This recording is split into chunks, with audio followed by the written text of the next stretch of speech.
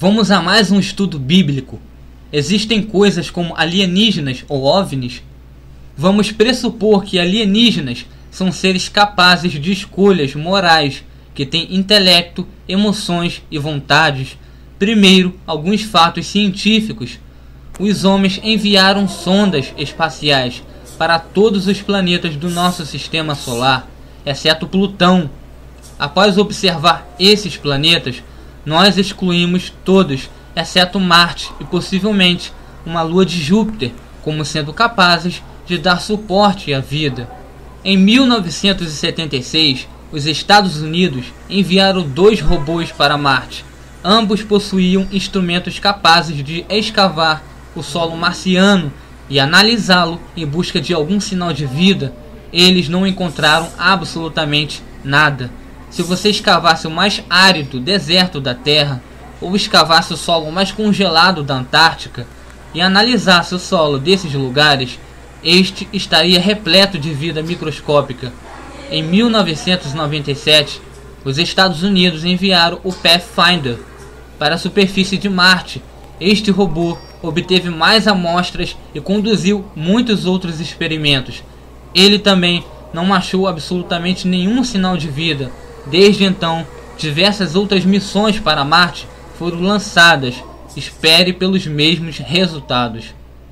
Os astrônomos estão constantemente encontrando novos planetas em sistemas solares distantes. Alguns propõem que a existência de tantos planetas prova que deve haver vida em algum outro lugar no universo. A verdade é que jamais se provou que esses planetas sejam qualquer coisa próxima de planetas capazes de dar suporte à vida.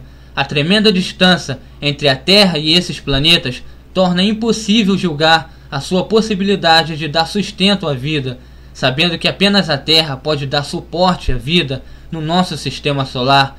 Os evolucionistas querem de qualquer jeito encontrar outro planeta em outro sistema solar para argumentar que a vida também deve haver evoluído em algum outro lugar lá fora. Pode haver outros planetas em algum lugar lá fora, mas nós certamente não sabemos nada intimamente sobre eles para verificar se eles sequer poderiam remotamente dar suporte à vida. Então, o que a Bíblia diz? A Terra e a humanidade são únicas na criação de Deus.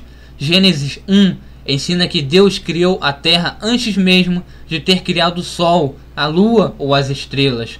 Em Atos 17, versículo 24 e o versículo 26 diz que o Deus que fez o mundo e tudo o que nele existe, sendo ele Senhor do céu e da terra, de um só fez toda a raça humana para habitar sobre toda a face da terra, havendo fixado os tempos previamente estabelecidos e os limites da sua habitação. Após a criação, a humanidade estava sem pecado e tudo no mundo era bom. Gênesis 1:31. Quando o primeiro homem pecou, em Gênesis 3, ele causou a queda da humanidade, o que resultou em todos os tipos de problemas, doenças e morte. Apesar de os animais não terem pecado pessoal diante de Deus, eles não são seres morais. Eles, apesar de tudo, sofrem e até morrem. Romanos 8, do 19 ao 22. Porque a ardente expectação da criatura espera a manifestação dos filhos de Deus, porque a criação ficou sujeita à vaidade, não por sua vontade, mas por causa do que a sujeitou, na esperança de que também a mesma criatura será libertada da servidão da corrupção para a liberdade da glória dos filhos de Deus, porque sabemos que toda a criação geme e está juntamente com dores de parto até agora. Jesus Cristo morreu para remover a punição que nós merecemos pelos nossos pecados. Quando ele retornar, ele irá desfazer vários aspectos da maldição. Note que Romanos 8, 19 ao 22 diz que toda a criação aguarda ansiosamente por esse tempo.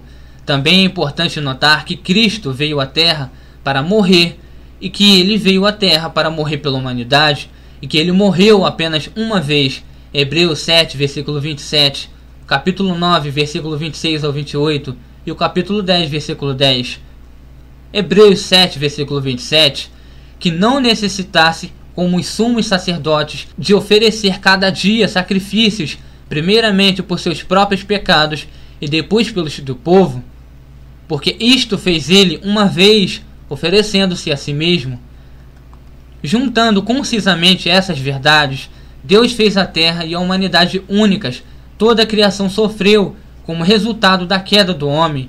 Cristo veio à terra para se oferecer em sacrifício uma vez e apenas uma vez para pagar pelos nossos pecados. Não só os crentes serão libertos, mas sim toda a criação será liberta. Implicações. Se toda a criação sofre, isso significa que qualquer forma de vida fora da Terra também sofre. Se em razão do argumento existem seres morais em outros planetas, então eles também sofrem. E se não agora, um dia eles certamente sofrerão quando tudo passar com estrepitoso estrondo e os elementos se desfizerem abrasados. Segundo Pedro 3,10.